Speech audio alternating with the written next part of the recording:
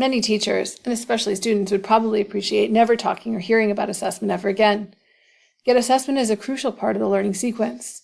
While many people who work in and with schools are familiar with high-stakes assessments administered at the end of courses, it is the daily and ongoing formal and informal assessments that teachers and students participate in that are far more powerful. Summative assessments audit learning. They tell you what students did or did not learn, often too late to change learning. And most of us are familiar with the variety of technologies to support this type of assessment. The true power of technology to support and promote learning comes through the use of formative assessment strategies. John Hattie's famous research on visible learning reports that providing formative assessment has the fourth largest effect on student learning for almost 200 strategies researched. The term formative here refers to the daily strategies teachers and students themselves use to determine how well learning goals are being met and whether current learning strategies and resources are working.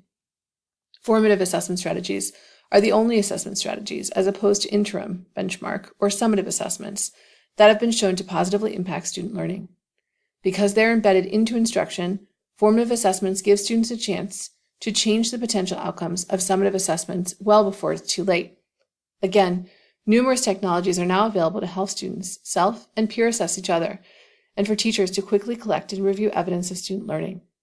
Review the resources in the goal-setting handout and determine how you can collaborate with teachers to utilize the technology resources you have available to collect, review, and share assessment data.